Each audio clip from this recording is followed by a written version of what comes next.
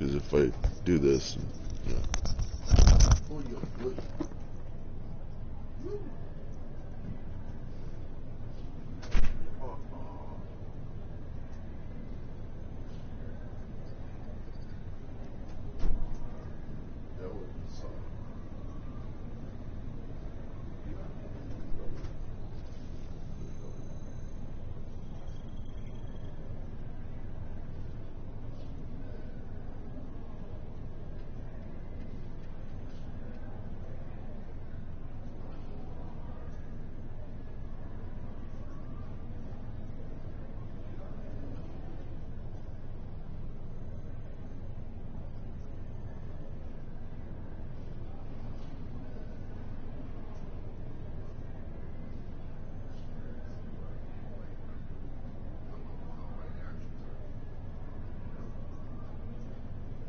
See what I'm doing.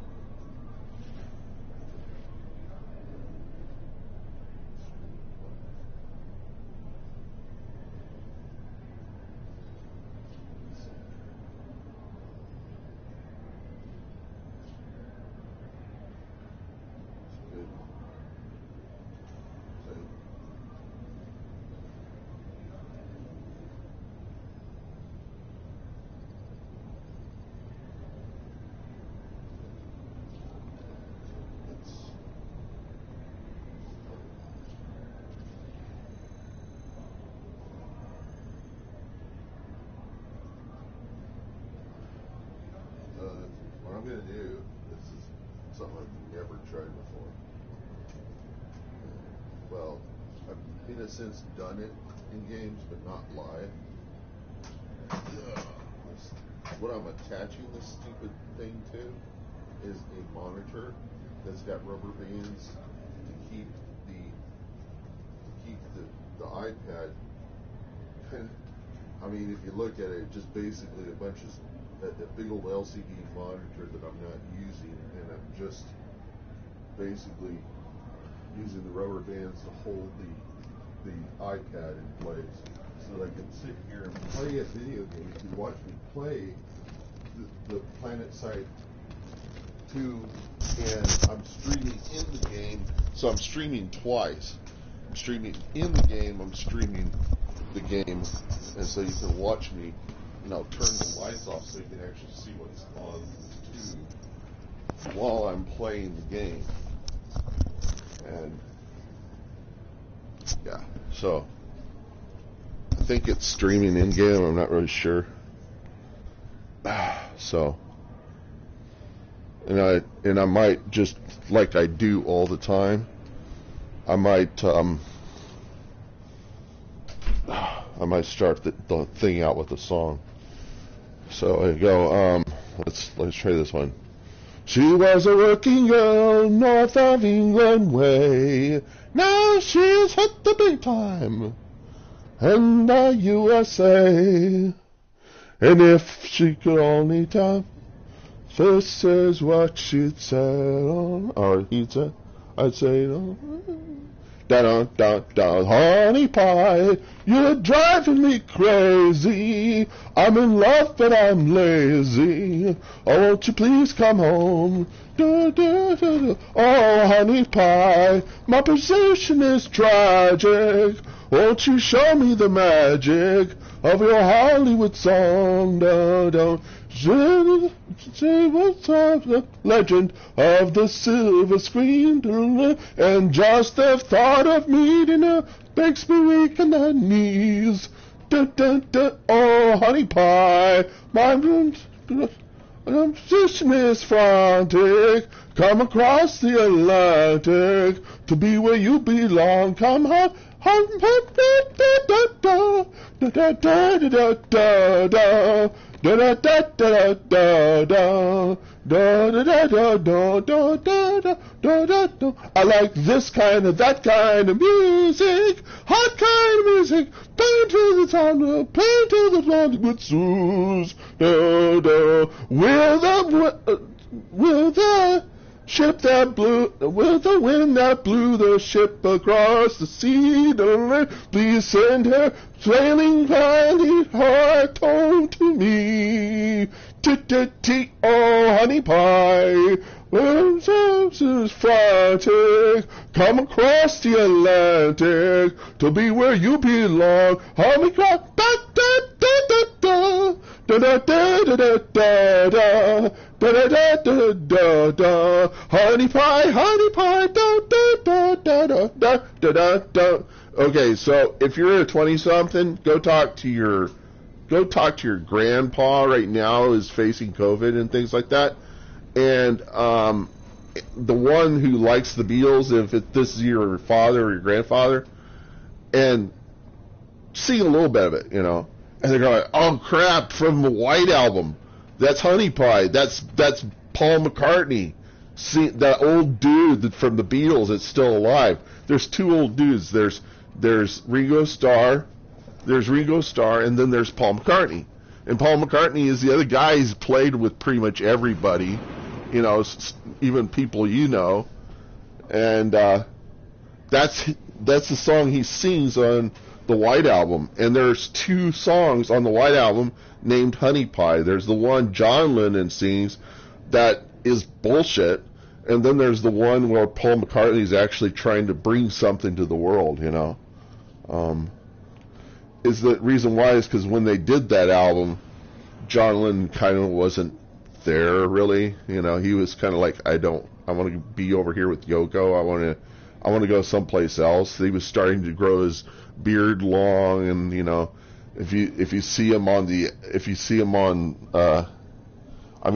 I think the White Album came after Abbey Road or something, or came before Abbey Road, and it was just kind of like them trying to spark something they had, because Brian Epstein had already died.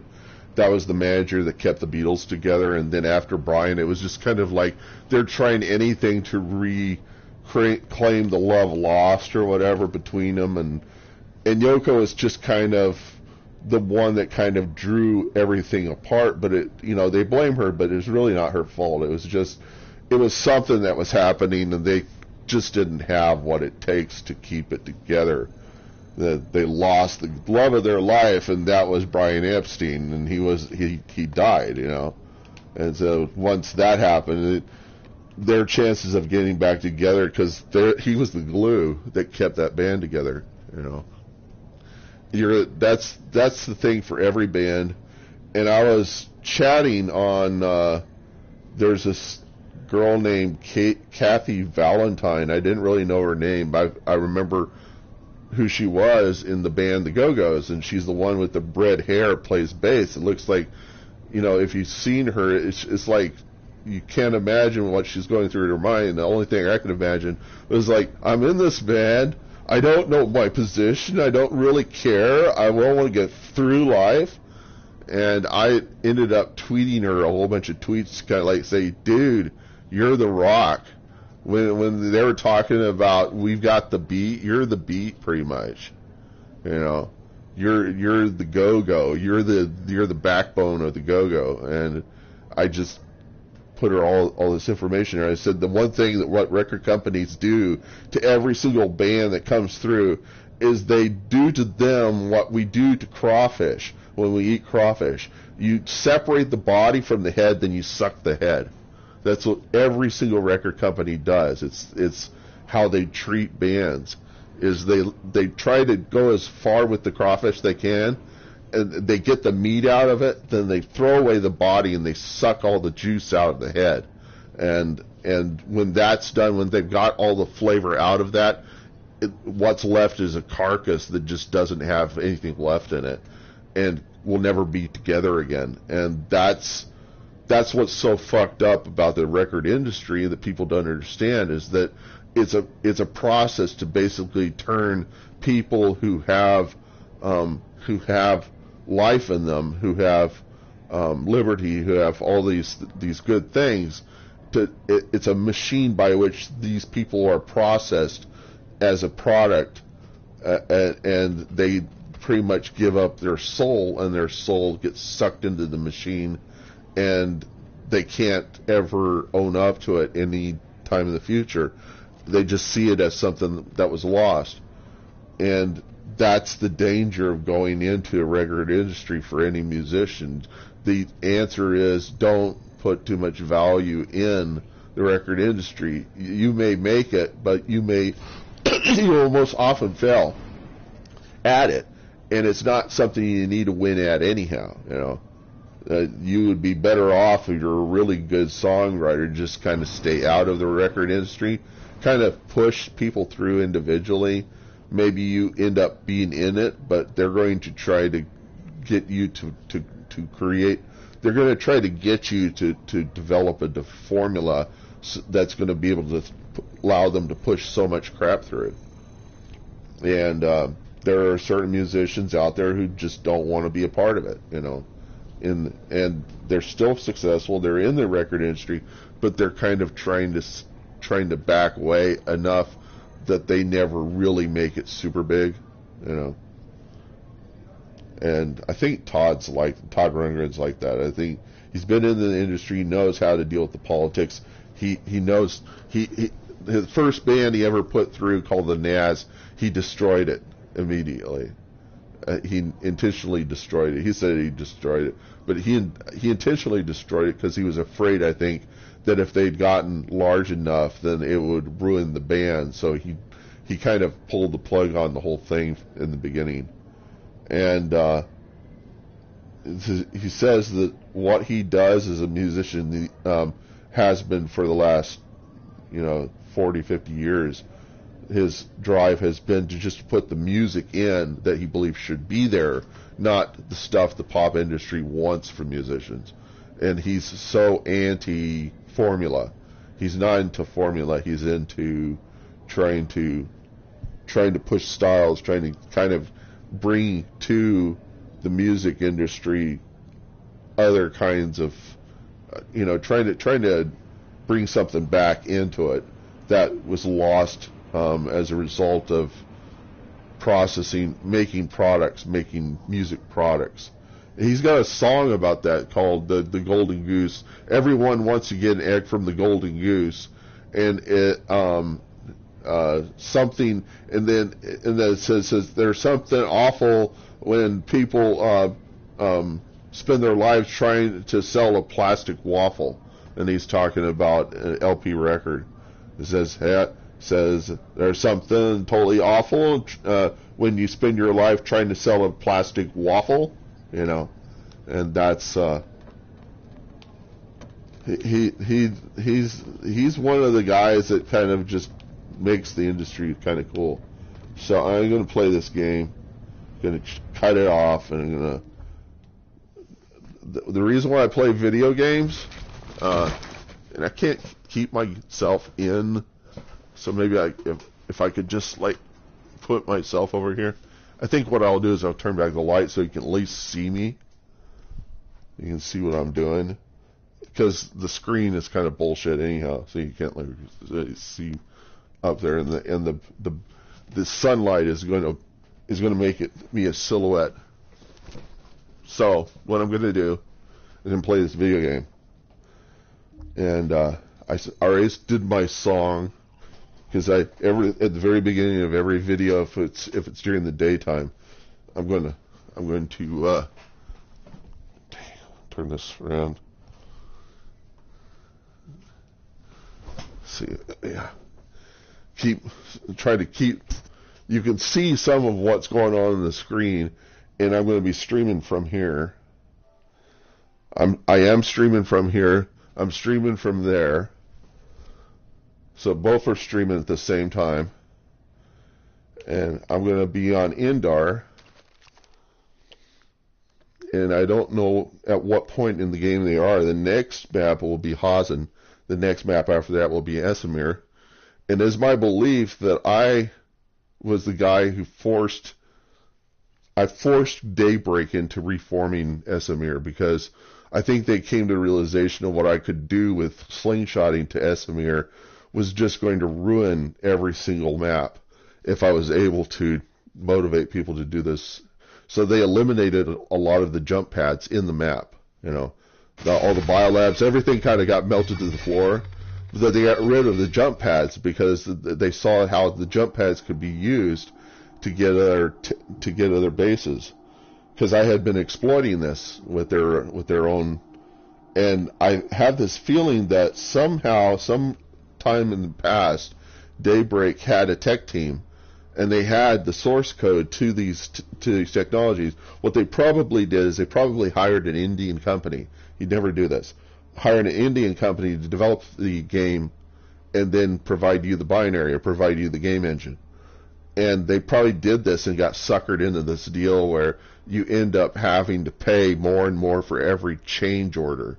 You do change orders and you say, okay, I need this feature. And they said, okay, we'll give you that feature for $5,000. And then the next time it's $10,000. And the next time it's $20,000. And then you're coming to the reality you can't pay these guys. And so you say, I'll do with what I've got.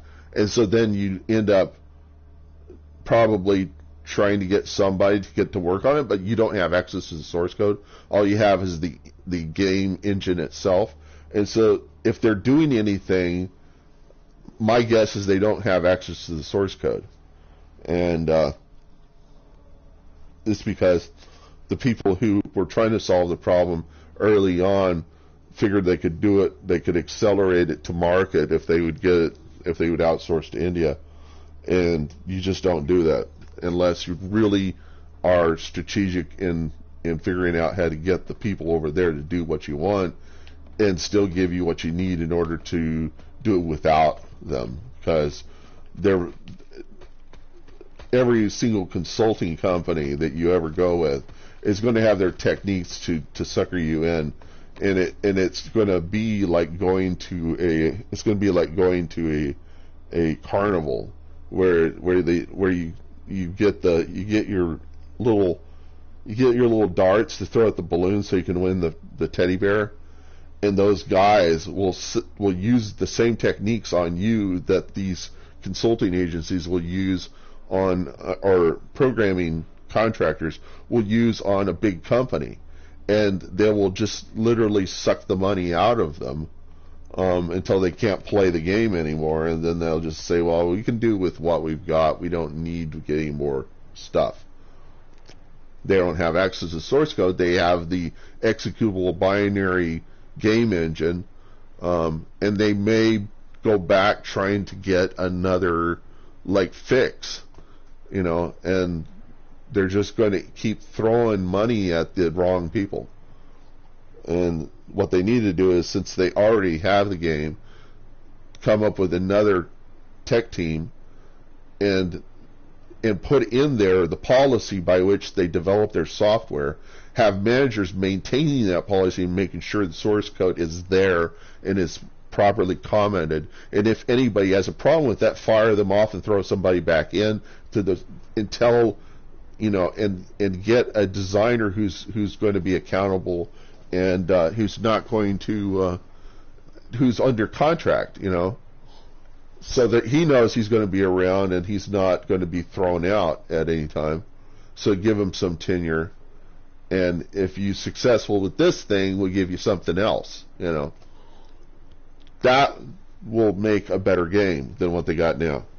And the only thing, what happens to some of these big companies is that they end up cutting these really bad deals because some manager somebody in management doesn't understand that software doesn't develop at the speed of technology. Software is quite a different beast. You need a small team. If it is to develop in parallel at the speed of technology, it is going to require, that the end result, the technology, be cut up into parts and then given to each a team. But each team can never be more than 7 people in size. If it is, then it slows down. It just doesn't develop at a Moore's law type. It doesn't develop at any rate. You can throw 30 people at the same thing you throw 7 people or 3 people, and 3 to 7 people will get it done more effectively than 30 people will. You see, and the business people in the software industry don't understand this, and they think that these people should be able to create technology at the rate of digital electronics. The thing they don't understand about digital electronics is parallel circuits. It's Boolean logic. It's very simple software design, but it is software integrated into hardware. And the minute, it's like physics. The minute logic of a digital electronic circuit can be multiplied over and over again, and then made smaller and multiplied and made smaller. And this is what's created the Moore's law effect that's inspired business people the wrong way about technology. They think that everything's Moore's law, whenever it's really just the digital electronics that are Moore's law. And the reason why it's Moore's law is because it's just the same technology doubled, and then they use a new technique, a new lithographic technique of getting more into the circuit on the chip. They're really not doing much of anything different. They're just taking the existing technology they had before. They're trying to make the wires more tight and together in the circuit board design, that they're making it much smaller, and they're using a photographic technique called lithography to lithograph the next IC pattern, the picture that you see of the chip. They try to make that smaller and more tight, and they image it with gold and silver and materials, and then they can drop in and through that fabrication process they can produce these chips, and it's practically imaging. And what you're doing is you're just trying to make the chip tighter, you're trying to make the wiring tighter, and it's really not anything having to do with software or design or innovation. It's having to do with taking that image and making it smaller and tighter on a chip and layering it to do the same thing that they did the year before and the year before that and the year before that, but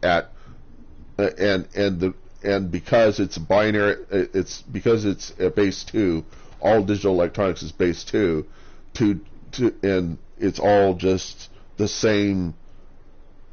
It's the same pattern, just replicated. That produces your Moore's law, because it's base 2 and they replicate it every year. It's going to develop by more. It's going to create that Moore's law effect. The problem with Moore's law is that it's used to judge everything in the industry, all tech, and people always say the same damn thing over again, is that it's moving so much faster. No, the reason why it's moving so much faster is that the chips are being made smaller and smaller and more tighter, and that creates your Moore's law, but it's only for the digital electronics. For the software, it's bullshit. For the software, you could do something like that, but it's probably not going to end up being that way unless you can somehow integrate it into the hardware. But your business, the tech people need to understand that the business people are stupid fucks, and the stupid fucks need to know that you can't develop software at the same rate. You can't make it like Moore's Law, like the digital electronics.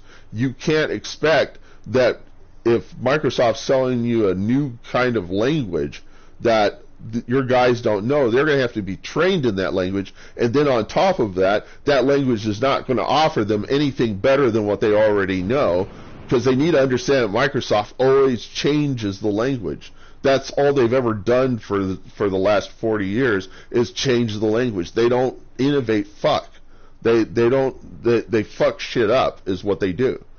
And they keep people retrained, and that's how they make money. They keep people enslaved to their technologies. They keep changing the language. They keep adding crap that doesn't belong there. They keep on deprecating stuff that was valuable, and they change the language to create jobs for people to sell training, to create hand-holding, to create special relationships, make businesses feel like if they don't have Microsoft in their business, they're not going to survive, and then they make everybody dependent upon them, okay? And then they figure, as long as we're in this relationship, we'll get something out of it. It's bullshit. I use Linux. All these boxes over here. That's a Linux box over here. That's my PS4. That's a Linux box. Okay. So this right here, that right there, you probably can't see it. It's basically something that looks like a desktop, but it's an i7, and an i7 is quad core. AMD makes like 6-8 core processors. But the problem with the AMDs is they're not. Intel is much more solid than AMD in their technology. The reason why AMD and Intel are still around is because the reason why the two of them are still together is that they got each other in a chokehold. AMD created the first 64-bit chips that with the Intel design. The 8086, Intel has the design, and so Intel didn't make the 64-bit A06. AMD made it, and they patented that, and so Intel can't develop 64-bit 8086 technology without paying royalties to AMD. But AMD can't really develop what they've got because it's a patent based upon a patent of Intel's, of their 8086 design. So AMD's got the 64-bit 8086, Intel has the original patent, and they're both kind of like, well, we got to put up with each other. We got to live together in this, because it's like they both have a nuke that could be used to destroy the other, but if they did, then they couldn't continue to do what they're doing, okay? So AMD could say, well, we can keep you from ever getting into the 64-bit arena, and Intel can say, well, we can keep you from ever continuing on with the 8086, and AMD's like, well, we could always create another processor. We don't need an Intel processor, and Intel's, well, no, we want you here. So that's the bullshit that's going on that's the reason why you got AMD and Intel kind of just there, It's because they're holding patents the other ones depend on, So it's the lingua de franca that they're all living by, they can. Anyhow, okay, what we're going to do in this game. And the thing I like about video games is that they're really better than football games or baseball games. Because in a football and a baseball game, you have to know the players, but when in this, you're both knowing the players and you are the player, and you're trying to figure out what you can do with the game. And so I am playing an NS character. It looks like I'm a VS dude. My color scheme is fucked up. The red is NC, this is TR, and that's VS. And it looks like TR is winning, and we are about an hour into the game. Anything could happen. So what I'm going to do to advise to our VS guys, which I'm going to have to do more than, because I can't use Fraction Chat as an NS character, which makes it valuable, because then I'm not wasting my time talking to the team or to the faction. I'm just taking actions out. So And if you're not watching me, then you're not seeing that I'm actually going to probably kick some ass. And so, my character in here is Lawrence Lessig. And so Lawrence Lessig is kind of my unofficial sponsor. He couldn't give me money. It's kind of like I'm just sponsoring him because he's such a cool dude. And he's trying to do something for our political system in America that maybe if it ever gets implemented, we may get our democracy back. And so to some degree, I'm trying to instill the legend of Lawrence Lessig into Planetside. And maybe some of these guys, once they leave the video games, because they're 20-something, they'll leave the video games, they'll become fathers, and they might return to the game, but they'll be just kind of like, I remember that Lawrence Lessig, this is the same guy, and then they'll get into and they'll say, wow, this guy really knows his stuff. And I remember that guy, and he played the video game, and he just kicked ass, So they're going to get the two things conceptually glued together in their minds. Whenever we were just two separate dudes, one was just inspired by the other, and the other wasn't playing the game at all. And so I'm just really branding Lawrence Lessig for these people. I'm trying to get the brand in their head so that when they're presented they're presented the choice, how they choose will be by the choices that are given to them. The names they recognize are going to create choices, and they'll choose by the recognition will become affirmation. And this is what I understand of advertising to really work, is that at the very base level, you're trying to get them to recognize the name and the brand. What you do doesn't mean anything, because when they're presented with choices, if they can't recognize some of the names of the brands that are in their selection of products, then they're not. First, it's recognition. If they recognize them, then they're probably going to make a choice of those guys and not the ones they don't recognize. Okay. The second one would be, okay, which one's the better? And whoever was sponsored more in their football and baseball and all that stuff, those guys get the upper hand. And, it's like, wow, these guys were always for our team, so they must be the good ones. That's the reason why businesses sponsor football and baseball and that stuff. They're not sponsoring video game players. But these guys are going to be, they don't like advertisements in these games. So what you do is you become the sponsor. You bring your character into the game and you give them a name that's close to your sponsor. And that's kind of what I'm doing. But the sponsor, that guy I'm sponsoring, he's not giving me a dime. And I don't expect him to. I'm just trying to get people to think, So it's kind of like, in a way, I'm inspired by Lawrence Lessig. He's kind of the superhero, not Batman, which is one of my alternates. Whenever I push Batman, I'm really kind of pushing the idea through to the rich people that you got money, that's your talent. Money is your talent. You're not going to develop any other skill that's going to be anywhere in direct significance to that talent aside from cognitive ability. And you need to develop you need to develop a strategy. You need to play games, and you need to. I see. I'm not rich, but I'm kind of retired, and I got nothing else to do, and this is what I do. And so this is, if you had money, you should be playing video games.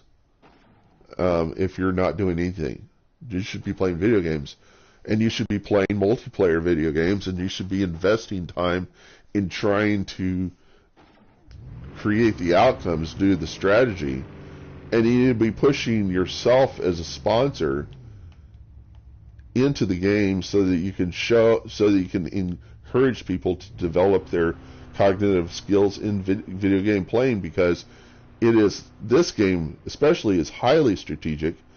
And if you look at what you're doing in it, it's almost like a football game, but it's like a three-sided football game, and there are so many choices that you can make. You got these lattice lines going all over the map. And all the lattice lines tell you is that there is an order to it. And if you capture certain bases, you can cut off the supply chain or the logistics supply chain of the other faction. And there are 3 factions. And I'm a character called an NS character, and an NS character is basically a bot that's kind of sold out by the NS company, which is not related to these factions. They're the guys that provide the technologies of the factions, and so they're basically selling arms, and I'm an arm. I'm a guy, but I'm basically a bot that's got AI in him and is just doing what the team needs. So I'm basically an asset. But so you don't know which side of the fence I'm going to be on, you know. And if every time I come into it, I'm just kind of like, am I going to be NC, VS, you know? So this time I'm VS, and there's like about an hour on the clock, and so I'm going to try to figure out the thing that we need to deal with is TR. Now I'm taking Howling Pass. We're taking Howling Pass. It looks like. And if we get Howling Pass, I'm really good as a light assault at Howling Pass, so I could probably help us keep that. We got Briggs. We need Palisade. Is there anybody at Palisade? No. Everybody's at the Crown usually. There's not even anybody at the Crown, which doesn't make any sense. There is some VS at TI Alloys. Latin Wing. Let's see. We've got part of the Biolab on the west side. And it looks like NC's trying to take the Biolab. Actually, that's probably where all the action is. And I could distract from these guys by, let me see. Okay, so we got some NC down there. So NC trying to take, some VS are trying to take, let me see if this is right. That's NC. NC's at Physics Lab. We used to have some VS that's down there. It's an hour into the game, and anything can happen. And that anything is I'm going to go down and I'm going to jump in either to Palisade or Crown. I'm going to jump into Palisades. I'm going to take it, and I'm going to do this in the air vehicle, and the fastest thing I can get is a Liberator. And I'm going to do that as a sniper. And the problem with being a gamer and playing this real-time live on YouTube is that you have guys called haters that chase you around, and they kind of want to be in the squad so they can come and backstab you. And so what you have to do is you have to kind of play lone wolf all the time, and you have to be fast because they're going to switch to the other side and counteract anything you do. So it's possible that they're either watching the video stream or they're watching the other stream. And so I kind of have to, and I think all the guys that game this stuff, they usually do it on a delay. I'm not doing it on a delay. So I'm playing hardball. So, see. And so I'm going to use, this is my standard default strategy for getting anywhere on the map is I come in as a sniper with safe fall 4 or 5 with a sensor shield, drop into a base. Air vehicles, they can come there, they can't see me. I'm not showing up on their radar. And the only chance you're going to get me, and I bet $1 million anything that somebody's going to pop up at Palisades. And we got a guy there, it looks like. So I'm just gonna show up as an extra dude and deploy. And I'm just deploying from work. Okay, there was no reason why I need to do this. I'm just doing it anyhow. And so I go into. I used to not be good at like doing air vehicles. I'm still not kind of good at it, but I'm good enough that I can get my way around the map, and I don't really need to land, even though it is easy kind of to land. I don't really need to. I need to upgrade this Liberator badly, and that's going to take time and certs to do. And the great thing is this game is is so much on the out that Daybreak has to add stuff to it to make it playable. That it's a cash cow, and it's a cash cow that's dying, and they need to do something to keep it flying, you know, so that it'll maybe see the next century or something, you know. So we come in here. I'm gonna drop this guy down here, and we can probably.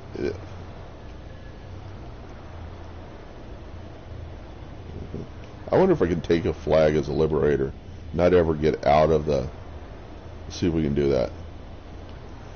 Oh, it says it's enemy secured. I don't think that's the case.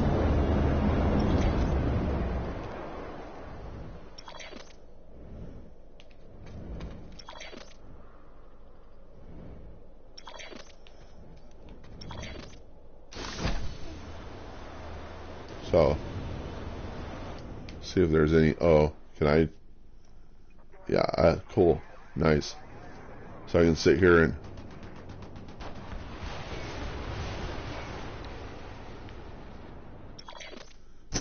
So I'm here. I need to join a social group so they can spawn in on my vehicle. So I just go for the the largest outfit, whatever that is.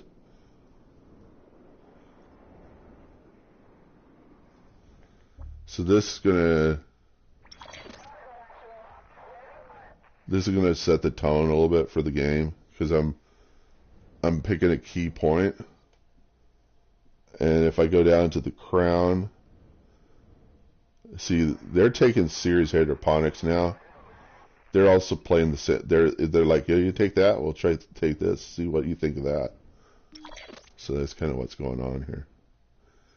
And I'm in the Liberator. I'm taking points because I'm on the point, but I'm not in there. I can't take the flag. It's like I'm a max now because I'm a machine. I'm on the point, and somebody could come in. I'm an infiltrator, so I could jump out and disappear. You know, this is probably going to be the new way I play. I don't know. Come in as a Liberator, drop down, and sit on a flag, and I'm a bit more than the average guy. Oh, I need to do something. I need to do this. Boom. And then I need to pop back in. There we go. This way, if somebody pops into, and nobody's here yet,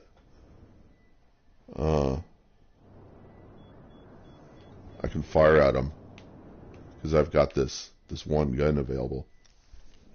I have no idea what this gun. It's one of those guns. It's just like a turret. Is there something on the top? No. So somebody could come up on top of me, but I'm situated. This is a tail gunner. I'm situated in such a way I've got like a little thing I can gun with. I can see guys if they're coming in. I need to have infravision or something. So that's the game. Is that you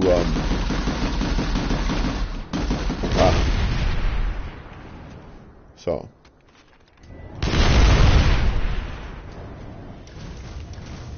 Okay. Yeah, you're using the wrong tools, by the way, bud. You're not using the you know, and I'm not doing it right either, so it doesn't matter.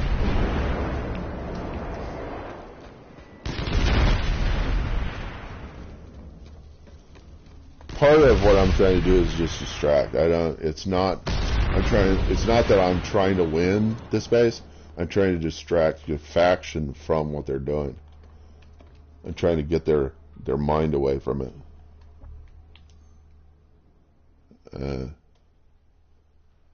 Trying to get them refocused on something else.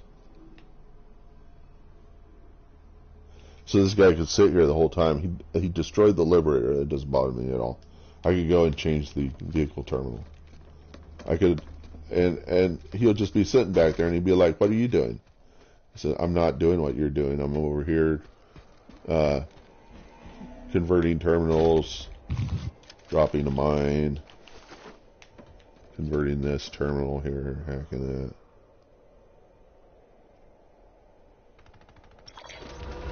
And he's going to be like not doing anything because he's trying to protect that flag. And he's going to be like, "Where did you went to? You're still in the hex. They're still here. I'm just putting some. I'm just setting stuff up. I'm doing the things. See, there it is. Yeah. Okay. Sometimes you forget what the buttons do. It's because you're talking and you just forget. The best part of being in the game is knowing your controls so well that it becomes an extension of yourself. This is something that there's this researcher. His name is Jared Lanier, and he came up with a lot of the theory and stuff that's used in virtual reality because he researched it for like most of his life. He kind of found out that it was the thing that he was going to do, and he was going to was a VR researcher. And he said that in research they found that it didn't really matter what kind of controllers you gave people.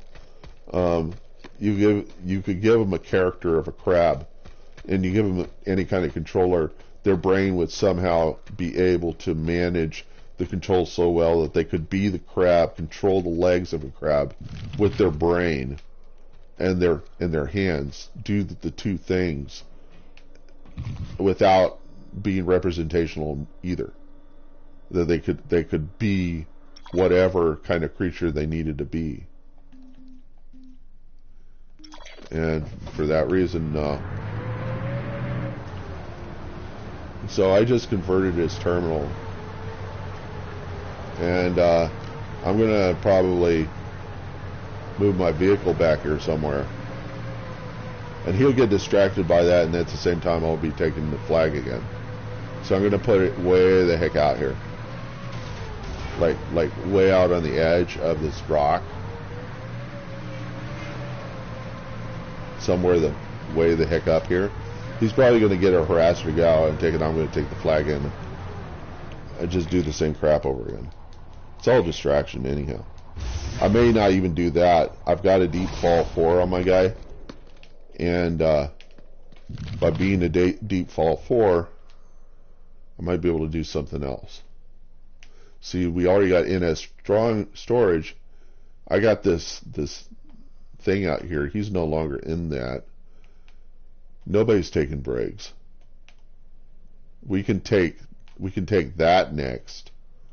I could offer up. I could actually take my Sunday, move it over there, and help that. So I'm going to start taking I'm going to retake this base because they aren't taking breaks. And that's because the guys who play these games, they play it like it's some sort of first-person shooter. They don't understand that there's another level to the game, and it's like it's some strategic game. You know, like I don't know, was it Risk or something? It's like that. You know, it's like StarCraft. It's like StarCraft. It's like StarCraft mixed with a first-person shooter. So you can be both the peon and you can lead the peons to victory. So.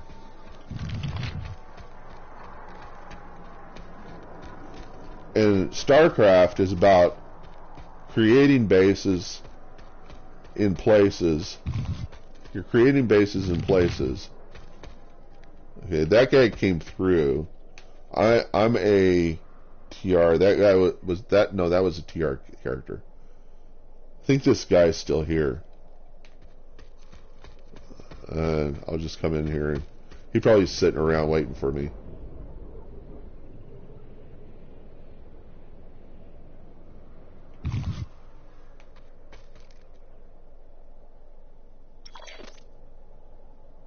And you listen to see if he's here. No, I'm the only guy here. It was that was a vehicle that must have entered the X. So I'm here, and then I'm going to put, because usually these guys don't. I'm going to try to put one here. So hopefully he doesn't see it. I'm just going to sit here and collect XP to get the certs. So I think you're watching me stream from there. Okay. So I'm just collecting certs, and I'm streaming in game. Am I streaming in game? Yes, I'm streaming in game. So both 2 YouTube streams on the same account. Okay. Now, there's probably a way I could have done this with a webcam, but yeah, screw it. This way is even better because you can looking over my shoulder and seeing that I don't have anything special going here. Just that. It's not like I'm touching some other button someplace else. I'm working with just the game controller. If I'm hacking, it's in this controller somehow, you know. I don't know.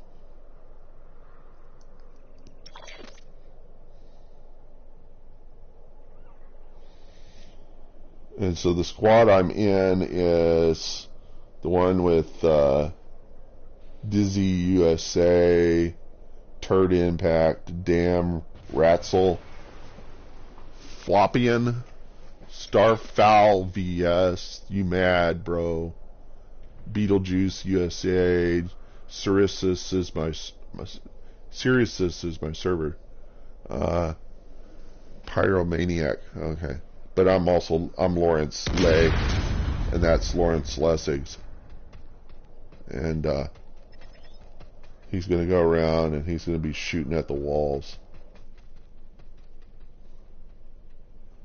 He may eventually find me, but he doesn't realize there's a Sunday on the edge of the map. We're going to turn slowly. Hopefully it won't see me doing this.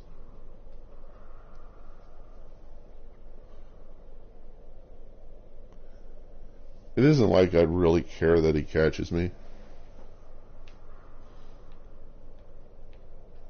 Maybe I can urge him to move toward. Is there still a... No, I think he both... If anything would have killed him, it was those things that would kill him. But, yeah, they're taking Crimson Bluff right now. And it looks like if it's 1 to 12, it's either 6 or 12 there, but the pie shape reminds me that it might be 5 to 3. It's either 5 to 3 or it's 10 to 6. But, and then these guys, and they're also trying to take, they got NS material and they're trying to take this tower over here, and then they're going to start gnawing on the biolab. We need to push Bluff, because Bluff connects 3 territories. And this also connects to 3 territories. And then we need the whole faction to be working over here so that we can take all of these bases. So I'm actually sitting on one of those bases. This is the guy's taken back. But he's going to have to go to Crimson Bluff, or it would be better for him to go to Briggs, and there's nobody down there. So likely he probably won't move Briggs, but I'm going to stay here. I've got a Sunday sitting out on the edge of the rock. And this is part of the reason why I try to encourage people to watch my stream, is so they can see what my strategy is. So that they'll want to be here and watch, okay? And so that they can see what my strategy at any point is and counteract it. But maybe they'll start to learn that I have strategy, and that's more important than KD ratio, which is what any of the really basic kiddos in this game value their ability as how well they can shoot someone. That's not war. That's marksmanship. And I mean, that might help you get into the Olympics by, shooting clay pigeons. It's not what is valuable in a game. That's just pure ability. That's the problem with the Olympics, is that it's just pure ability. It's not strategy, a lot of it. And people like skill, they don't understand strategy, The strategy should be an Olympic game, but it is in chess. But, in the case of somebody who is a gymnast, what is the strategy in being a gymnast? It's just pure skill. And it's trying to be the best you can be. In running, it's trying to be the best you can be. You really no strategy there. All I'm pushing here is something in the brain. It has nothing to do with my physical ability. It's what my brain does, okay? It's the neurons that fire and how they're firing and how they're reasoning things out, what they're going to do, what they're going to bluff. And everybody in this game is down at Aladdin Biolab. That's where you want to be if you want to get all the certs. But I'm here. The guy's out of the hex. I can just appear out of nowhere. Take the base again. Because he's left. He's left this hex. He figured I wasn't there anymore and I was still there. And so then I'm going to go over to the side, sit, and collect on this take. My Sunday's over there, and it's just a deployment shield Sunday. Really cheap Sunday. Anybody can get it. And the reason why I use it is because I'm a light assault, and I know how hard it is for young light assaults to take deployment shields. That if they throw their C4 on the Sunday and they blow it, they can throw all their rockets at it, but if there's distractions and they miss that opportunity to keep hitting it, it won't go up fast. It'll go very slow, and they probably won't get it destroyed at all. And because it provides that much of a conundrum to a light assault, because I know I'm a light assault. That's one of my primary weapons is a light assault. I know what light assaults hate. And that's what you do in the game, and you develop strategy because you know what each character, what each class hates. And the thing is that you have to play multiple classes, and in that you develop an understanding of a way you could approach a problem, a strategy. Like if you have a lot of people that are on the base, but nobody's really knows where the enemy is at, you bring in an infiltrator, throw up a motion beacon. I almost never medic, but I'll medic if it's a biolab fight and there are a lot of people that are dropping, and I'll revive them, because when you revive somebody, this game, it gives you an idea of who it was that killed you, so you get a little bit of reconnaissance there, because it gives you an idea of where the bad guy is. So you medic the guy, and that gives you the upper hand, because the game gives you the opportunity to see who it was that took you out. You know where they're sitting. And that's also there to prevent them from, to prevent the, this guy is standing around me. I can hear he sounds like a light assault, and he's using his knife. But he's sitting here, and it's two of them. I'm a VS. There's two TR in here. They're swiping they're swiping with their knife at the wind. They're thinking they might.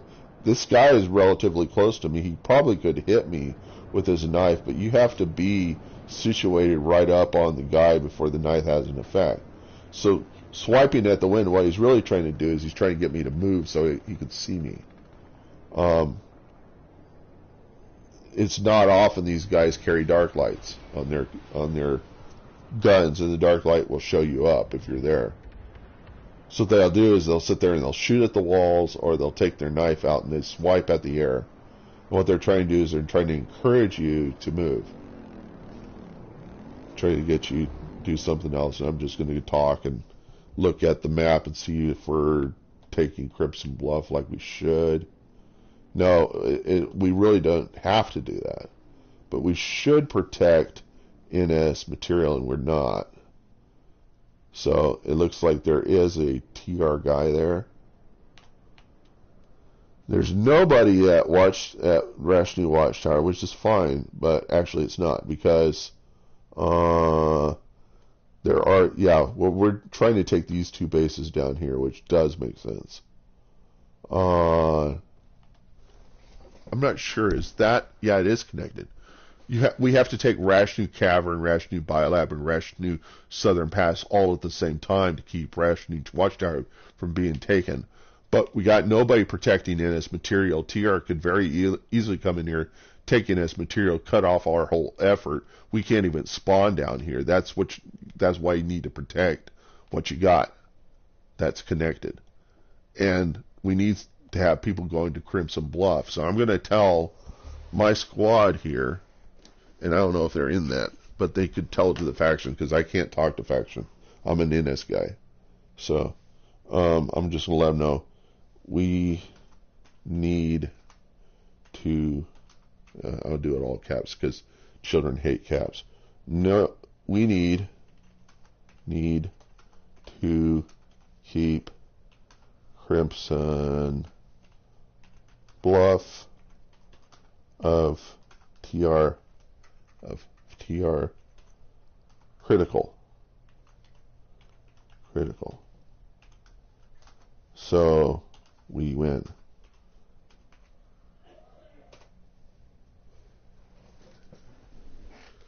These guys know me on VS. TR, last night I destroyed pretty much their whole team spirit last night, because I was on their side and they were saying, you're like a nobody. How long have you been playing this game, you know? And I was just saying, I started out on Inch like 5 years ago. I came over. I played with Dark Roxas, who's his Araxium to everything on TR. The guys in X-Law know Dark Roxas. The guys who started X-Law know Dark Roxas. I was apprenticed to him. Dark Roxas took it upon himself to try to make me a master gunner, and I was not that. I was into strategy. And we didn't see eye to eye, because he couldn't really figure out how he was going to improve my KD ratio. But what I was getting from him was all of the places to hide out, the parts of the map that people don't know about, and like the way to get up from Raven's Landing up into a strategic place behind the ascent, so that you can have people coming out and taking the ascent. I learned that switchback and all that stuff from Dark Roxas. So I was apprenticed to Dark Roxas in Inch. He wanted to move to the NC to take advantage of the shields that the NC had on their tanks, because he was a tank dude. He was all about tanks. And so the thing is that we ended up going to NC, and I was just like, wow, I was at NC. I developed my original character as BATMANDELBROTVS, but I switched to TR. Now I'm back at NC again, in a outfit called 6 Feet Under. And it started out pretty big. We had a lot of people. We had guys like, I think Hershey Darwin was in our group, and he's now a part of OEO. We had a number of people with us we had this one guy, and his name was Protect Me was his name, and he was a stereotypical sociopath. He talked all the time, kind of sly and, slithery kind of individual. And he'd say, oh, you want to be on my team. I'm a good guy. You know me. And no, he's a backstabber. But Protect Me was in our squad, and he kind of was there the whole time, kind of just messing with me, he was presenting a different sort of conundrum, a separate, different kind of strategy, kind of helps me later on in life and dealing with demons, because this is what demons do. They're all about shallow urging and trying to distract you from important things. So are they taking breaks? And they're not. Are they in the hex? No, they're not. I take the hex again. I've taken it 3 times. I've just been sitting in there. Nobody bringing out a dark light, take me over. I still have a Sunday. I have to go refresh the Sunday after I do this. And so I'll probably just run over there. So I run back. I don't even have anything over there. I'll just put a beacon here to make it. Just put it there, and they'll think I'm there. It'll die out. I'll come back. I'll have refreshed my Sunday. I could just redeploy over there. It's a jaunt, and if at all for this game, it's kind of meditational, and that you're kind of like running in a desert. You kind of feel like you're running in a desert. Going to this rock where you got your Sunday. You're going to go up there and refresh the Sunday, because the vehicles, if you don't, certain vehicles, the Sundays are like longest. They hang around for about 20 minutes, and if they're non-refreshed, if you don't refresh them, if people don't enter the vehicle, then it doesn't stay. It's a game's garbage collection. It's how it replenishes its resources, and it doesn't try to maintain stuff on the server that shouldn't be there, like vehicles that are unattended. So refresh it, resets the timer. It's now at 20 minutes. I can come back. We can check to see what the progress of the flag is. There's TR there, and they're going to reverse it. I'm not in the hex. I'm outside of the hex. Where does the hex stop? I could still move. Like, I could put my flag down right about here, and I think I'd still be outside the hex. So it's probably a good place to set myself. So I'll probably move up to it, and if I feel I'm in the hex, then I'll move back. Because if they don't see it in the color of their mini map, they don't see this solid bar up here. If they don't see your color, and if they see their color, they think they're the only guy in the hex. They're going to they're going to make the assumption that you're nowhere nearby. And so I'm going to drop in and come back out, or I'm going to go right up to it. I'm pretty sure I won't enter it. So I'm still kind of outside the hex, but if I move about 100 feet that direction, I'll be in the hex. So I will wait until this guy's out of the hex, which I can check by going into this base and checking, just doing this over and over again. So and so he's like going around and shooting his gun. I probably shouldn't have ever put that beacon there, because he's going to spend more time on it. But eventually he's going to come to the realization, if he's smart, he'll realize that I'm not in his hex, even though I am kind of in his hex. He's going to come to the realization he's the only guy in the hex, that I'm not there anymore, which is what it's two things I'm doing here. One is that I'm showing you that if there's no point in going around looking for snipers if there's nobody in the hex. I'm a sniper. I'm not in the hex. I'm not close to the objective. That's another strategy. It's a strategy on top of a strategy. Is that I'm trying to fool them into thinking I'm not near the hex. However, they could look at the map and they could jump between an adjoining hex and the hex that they care about to see if I'm in there. And yes, I'm in the hex next door, but your average, basic, ordinary soldier just needs to know if enemies in the hex. There is ways they could get back in the hex quickly. Beacon was one. A Sunday is another. I could leave a Sunday in the land So they need to be looking for Sundays or beacons, because those two things, you don't have to occupy the hex, but you can jump back in there whenever it's unoccupied. And the biggest flaw there, the biggest thing they're failing at here is they're not down there taking Briggs laboratories here. There's nobody in that hex. And so as you move through the hexes, it'll tell you who's occupying it. And some of them are just dead black. We got quite a little fight going on at NS Material. I can see some booms there. That means there's a lot of tension there. So there's some activity. And it's about to get occupied by TR. They realize they're still at the biolab, and they're trying. Let me see what this is what I love about the PS4 version, is you can see the state of all the stuff in Planetside. If you look at the PC version, they took a lot of that out, so you can tell if there's terminals broken or if somebody's taking a flag or something. So their enemy is trying to get back this biolab. We got guys there, I don't know, they probably got Sundays there or something, that they're able to remain in the hex. I think there's something about the new Planetside that if your biolab gets cut off, you still spawn there for some reason.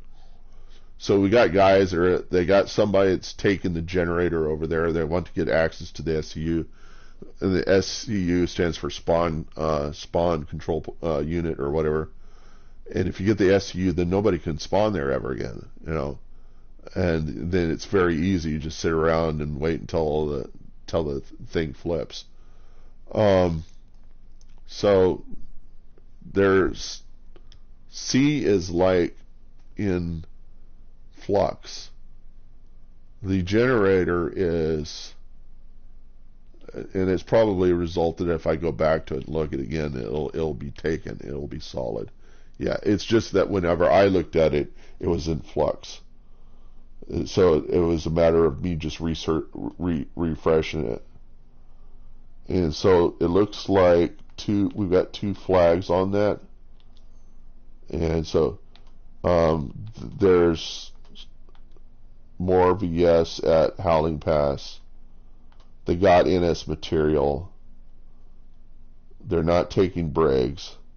I'm at Palisade. I'm outside of the hex. There's nobody in the hex anymore, and I'm in the hex next door. I'm going to go and take the flag again. So I just run to the next hex. I'm the only guy in this hex. Now there's another guy in the hex. We're both in the hex. We're both VS. We can take that. And if they see him, if a guy steps into the hex and he's smart, he'll see that there are 2 guys already there, and he knows he's the only one from his faction there. And he's using. I never do this as a recon. I don't use the motion darts.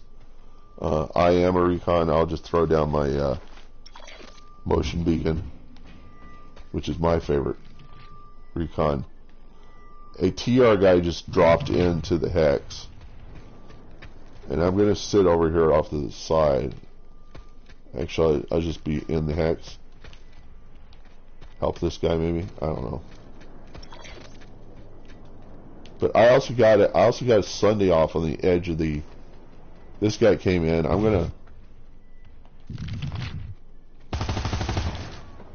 So he's now freaked out, and I could probably put.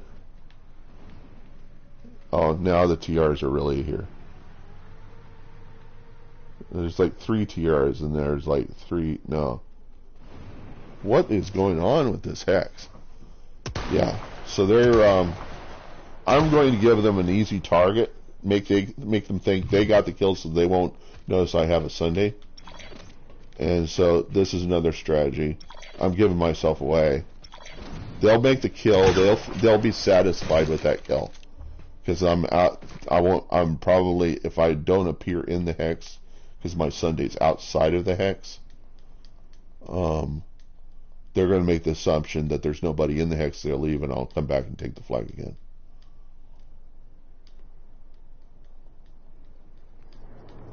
And my Sunday's far enough away that any Randy's berries are not what we call guys that are new to the game, the newbies. We call them berries. That's what Roxas used to call them. We'd call them red. He'd call them red berries, blueberries. The blueberries, and sometimes he'd call them Randy's. The Randy's, the random people that are from no outfit that join your squad. And there is, you know, the more calculated, thoughtful outfits will allot a special squad just for Randy's, and they'll push all the Randy's into that squad, while the other squads are occupied by their own people. And that's a management technique, because sooner or later they're going to have to bring people in. They can't get into the platoon. They're going to kick Randy's out so they can bring people in, and so they have a tendency to stick all the Randy's into a squad of their own. They do over what the heck they want. They'll help the team. They probably won't be as controllable or manageable, but they'll help the effort. And I'm too far into the hex. I need to get out of this hex. So I need to make it empty again. So I need to see if I'm in the hex. Am I in the hex? And yes, I need to move back a little more. So I'm out of the hex. Now I'm the only guy in this hex, the adjoining hex. And then I look and I check to see if they're still there. And it looks like the other guy is still there, and he's not smart enough to get out of the hex. Because there are going to be guys there, and if they think well enough, they're probably, but you know, they're taking breaks. So that just kind of shot our whole thing there, you know. So where I'm going to go next, depending on what the state, that's 40 seconds, I better go to impact. So I'm going to go throw myself at impact site, because I'm in light assault. And I can maintain impact site pretty well as a light assault, because I can take all the control points as a light assault using my slingshot beam technique. So I can take all the points in less than 2 or 3 minutes. This is skill. This is also strategy. It's strategy and skill. You need to have some skill, but you also have to have strategy. The two of them together make you something that's hard to really deal with. And so I'm a programmer, so I got strategy, because programmers have to predict the future. That's what programming is about, is predicting the future. It's trying to figure out, it's trying to make your software flexible enough to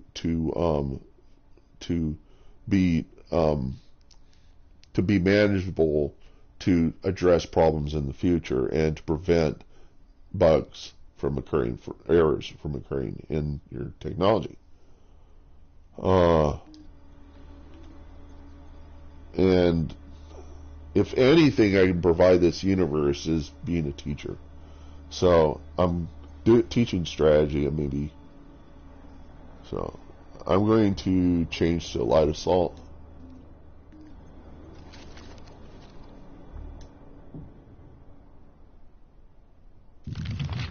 And if I've got anything to offer the universe, if there is anything I can offer the universe, it would probably be being a teacher. Even if I'm not being paid to do it. One thing they're finding out is the best place to teach children is in an environment familiar to them.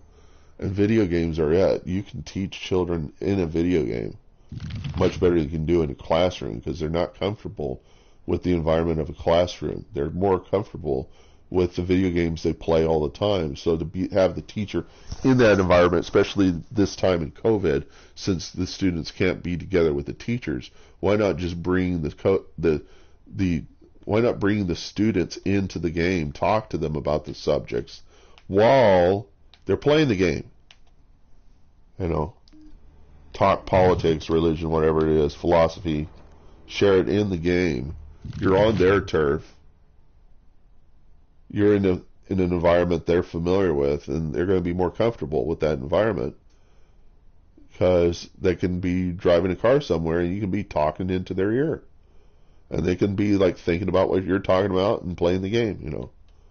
Their brain is working on two different levels, you know.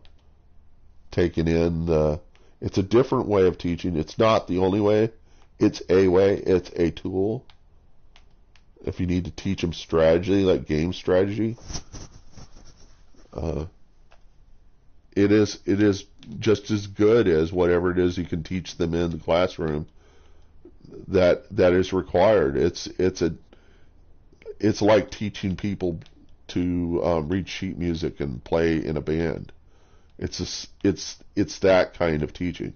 It's like being a coach in football or something. You're trying to embolden their spirit. You're trying to enlighten them. You're trying to inspire them.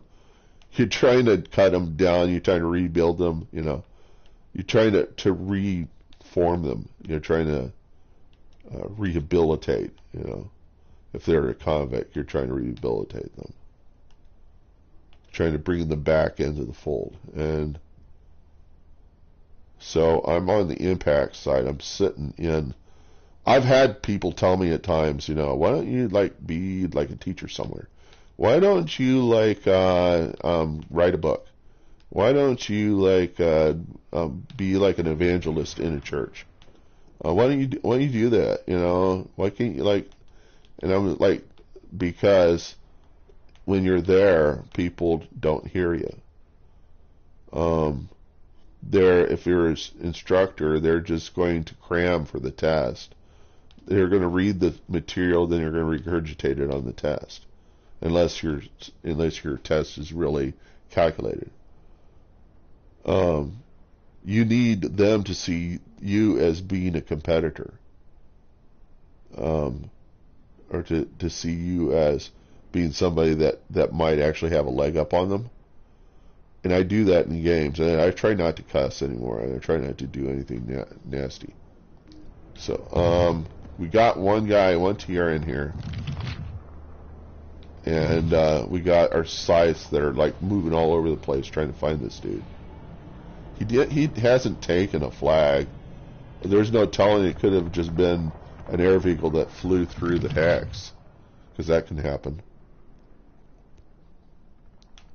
So if I go back to that, then yeah, it'll show that there's two and the TR dudes here hasn't taken any flag yet. I'm here just to make sure they don't. NC's up taking the amp station. I should probably be there. Let's see what their progress they're going to have in a minute. VS better watch their, and I can't really chat to faction chat. I can't tell them anything. They could probably watch my stream, and that would be a good thing for them. Alkali shipping. It's got a minute on it.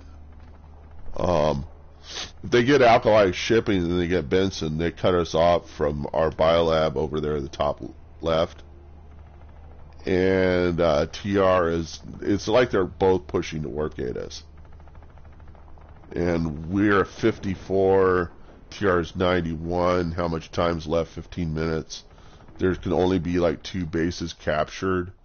And it looked like TR is probably going to win. And this is all, and probably a lot of this was lost because I haven't been moving around a bunch. I haven't been trying to do much. I'm talking most of the time. I hold myself a little bit responsible. It isn't like I'm cocky. I'm going to be able to do much here. But I'm at a handicap. If I'm a leader, I'm at a handicap because I can't talk to faction. But I tend to ruin faction chat because I tend to talk a lot. I tend to chat a lot, text a lot. And the young ones don't like chatting. They chat on their cell phones, but they don't use a whole lot of words. They don't like it when you uppercase things because to them it's yelling. I uppercase things because I can't hardly read the small letters anyhow. It's much easier when they're bigger. And that's the reason why my eyes are going in that direction. It becomes harder to discern the smaller print because you're losing parts of your retina. And people don't, and even young people don't understand this, that the resolution you have in your eyes is a myth. You've got spaces between your cones in your retina. Your most of your density is in the center, and your brain makes the eyes shake all over the place to basically paint the picture of what it sees. It's the reason why all those optical illusions fool you, is that you think you see something whenever it's your brain trying to maintain persistence. It's trying to paint a picture, and it's trying to keep that picture correct, but it's not always correct. As you get older, you lose more of those cones, I think, or they become less sensitive. And you feel you have vision, but you really don't have a whole lot of it. And how you can really tell is that you can't see the really small print. You lose the ability to see that. So all you can see is like a little bit of the character, and then you can make an assumption on what it is that you're seeing.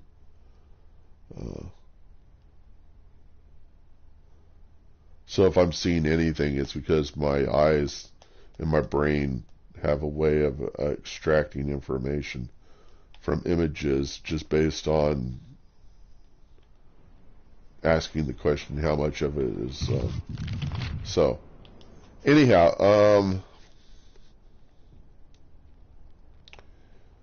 they're going to go up and take Benson's. I'm not going to bother to try to prevent this because, if you did everything for them, then their brain wouldn't work hard on it. I'm just going to talk about it. We need to protect Benson's. They're going to probably try to take the Haka pump station, then they'll be down here in Impact. But the thing is, there's only 15 minutes on the clock, and we're probably going to lose this one anyhow, so it doesn't matter anyhow. The thing to do now is cert farm. So if you feel like you're going to lose, best thing to do is go and cert farm. However, Daybreak has created such a great incentive to winning in this by giving you a lot of certs for winning that they're just probably going to be pushing to win rather than cert farm, because the cert farming is not going to have the greatest yield. There was a time when cert farming was kind of the outcome.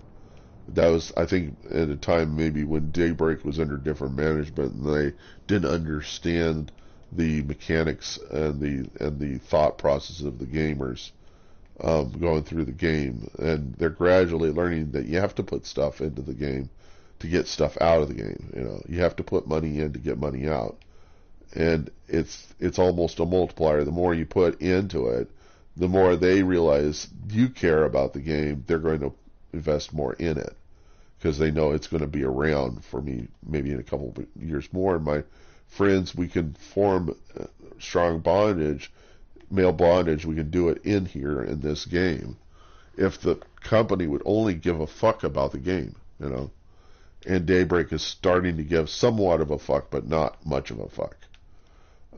They're encouraged to try to create the community and keep it going. They won't let the gamers know something that I know, that they know, and they need to probably say it, but it would probably destroy their game, so it's better that I say it, is that CQC is a myth in first-person shooter, multiplayer online first-person shooter, because the internet's got way too much latency for CQC to be accurate. It's a simulation. It's probably pre-calculated who's going to be the victor in any kind of CQC fight. and people's guns are not going to respond like they think they should. When they throw a C4 out, it's not going to explode. And when they want it, to explode, and it's not going to catch the guy that's running over it, because the run and the C4 is fired, the run is simulated. That guy probably is already past your C4 when you click it. There is no synchronicity there. There's no synchronization there. It is not real time. It's simulated. And so it's kind of like what you're looking at aren't the players themselves, but you're seeing a ghost of latency. You're seeing somebody moving, but it's like they've already moved to where they need to go. Your game is just showing you that they moved from here to there. It doesn't tell you when they did that. And so when you shoot your fire, you may hit them, but it may not register based upon what the game knows about where they are when you started firing. And it may have been that your shots, even if they landed on the character, don't register with the character because they were not standing still. It's when they're standing still that your shots really matter. And it also matters that you fire your gun and keep your bullets flowing to the guys when they're still. Because even if they get up and move, it's possible that the game will give you the upper hand and they'll die as they're running. And then they'll figure out, well, I was out of the way. The guy wasn't moving his fire. How did I die still? And the reason why is they don't understand that the CQC is a myth. It's because of the latency of the internet. There's no way that they're going to be able to maintain accuracy within.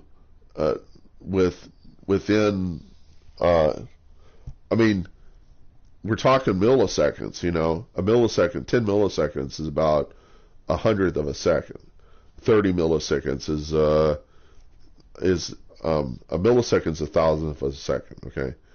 And so if your latency is like 10, 20, 30 milliseconds, you're talking about a frame there, a frame of video.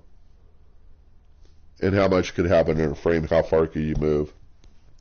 But it's not only that, that's just getting the information to the server, then the server has to get it back. So that's another 30 milliseconds, another frame, 2 frames.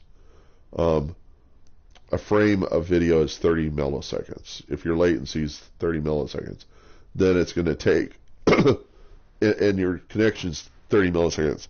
It's probably 100 milliseconds. I don't know what it is. It's going to be like 30 milliseconds. So it's going to take a frame to get to the server, a frame to get back to you, a frame to get back to all the people. So the server's communicating with all these people. So 3 frames you lose. The more people that are there, the more the server has to deal with. It's going to have a certain amount of latency built into that. It's going to give it maybe 50 milliseconds, upwards, maybe 100. That's enough that your CQC is going to be mythical. It's going to be 1 in 10 frames. It might even get up to be about a half a second, because the servers having managed communications with all these people in the game and doing computations based upon their individual bout. And it's going to break down. And all the stuff that Daybreak's trying to put in their game is to try to reduce the load. They're trying to load balance the game, and how they're doing that is putting junk in there that helps to reduce the number of people in the hex. And they've done this by giving people access to area of effect type things like nukes. They give you I forget what they call it, but it's kind of a nuke. You can nuke all the enemy in the area, and then they have to go back and respawn. That fixes Daybreak's load balancing thing by only having the people that are really intent on making that work there. So then you have the real core gamers in the hex working on that. The guys that were always getting killed get pissed off and move somewhere else, or they get off the server. the CQC is going to be better, and it's going to be between people that are really involved and invested in the game. They're going to be the ones that are going to be, and it's going to be better for them because they're going to have fewer Randy, Redberry, Blueberries, idiots getting in front of their gun, getting killed, and these Redberries say, I got killed because this guy shot me. I'm going to come back and TK him. And we always have this thing where people are just like, the TKers. What is with these TKers? Everybody TK. What happens is some guy's shooting in a CQC fight, idiot comes in front, dies to the gun, takes out vengeance, tries to find the guy that killed them, can't find the guy that kills somebody else just to take out their vengeance. And that's one way a TK can happen. Another way a TK can happen is somebody from the other team comes over to your team to kill off a bunch of people. It only goes so far because you can lock your guns if you kill enough people. But the Randys, the Redberries, the idiots, the guys that come into the game, they're probably not going to invest a whole lot of time, and they're probably just going to never come back into the game, because the thing that stops them from playing the game was the stuff that almost stopped me from playing the game, and that was, and it looks like they still aren't taking flags. They're surrounding the territory, they're still not taking flags. And that's because there's not it's 3 minutes on the clock. There's nothing to do here. So, and there are 2 VS here and 1 NC, and the NC is not bothering to take any of the flags, which he should. He should be going around taking some flags, because you get certs for that. Shouldn't be so afraid that there's somebody there. The way you cover that, cover that up, is you throw a Sunday into either outside the hex or in the hex, and you jump on the flags. You find some way to jump on the flags quickly, like as an ambush or jump jet. You drop down in there and take the flag. So anyhow, they need Daybreak needs to work with load balancing their servers. I don't know how many servers they're throwing at this. If it was really a concerted effort, they would probably, if the people were in cities, you would have a server like nearby to every person, and then when a bunch of them end up in a hex, then you would be trying to bring together and reduce the latency on the net by having the servers closer to the people, or closer to the people that are in the bout. You can't always be that way, but it could make some great CQC fights. What I'm trying to say to Daybreak, what you guys need to do is think about turning this into a franchise, because America's got a problem now, and got COVID, and a lot of businesses are failing as a result of this, because they weren't planning for it. They weren't planning for a catastrophe of this magnitude. And some businesses are, the free market economy that a lot of conservatives are invested in is working now, and it's working in a catastrophe. It's the companies that should fail are failing, and the companies that should succeed are succeeding. It's benefiting the market to have this happen, but it's also not benefiting the employees, because people are getting fired, because people are downsizing because of COVID. So what Daybreak needs to think about is that these people are not going to be able to afford to play this game. They're not going to be able to have access to the PS4s, because they're going to probably go and pawn them off. But they still want to play the game. And there are all these buildings, all these real estate people out there that need to have these buildings maintained. They need to have somebody come in and occupy them. They're going to offer you space at a discount. And you have money, you have a product, you have money coming in, you could support, but you could also get more money. You could go and look for loans. You could go and get a bank loan. Set up some pilot spaces. Set up a pilot space where you test to see if you can make it work in a building VR rooms and your game, okay? Your games. Offer special games to them. Put them in this building, get that thing going. A proof of concept. If you get that proof of concept working in a city, and a lot of people come to it, and these are going to be unemployed, they're looking for an out, and it's best they pick a game than heroin or some drug. So they pick the game as the out, or they'll pick sex, but sex and games mixed together, it inspires them to go forward. So they'll go to the game to get away from their wife that's hounding them all the time because they don't have a job, because you can't really do much in that direction because of what's happening. Their family's falling apart because people are going homeless, which is another area that I'm trying to encourage, is to increase low-income housing, because we need it. If you have low-income housing, then I'm going to go to Hausen. Everybody hates Hausen,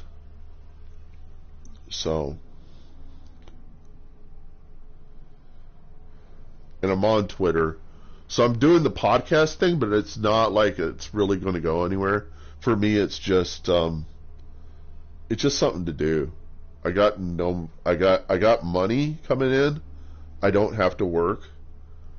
I don't really want to be in these businesses because I feel like I'm working for a corporation there where the brain is in their ass somewhere, dug up inside there. And I'm an individual, and I'm presenting myself in a self-deprecating way, because sociopaths and psychopaths don't self-deprecate. They're all about their image, their vanity. They're all into their image. I'm not. If I've got an image, it's because I think, and that's the image I want to present. That I think, not that I conform to society. And you don't want to conform to society, because that means you conform to tradition.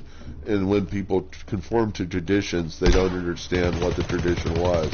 It's kind of that, like that story. And I'm going to have to put this guy and rebroadcast him, but the other broadcast is still going to go.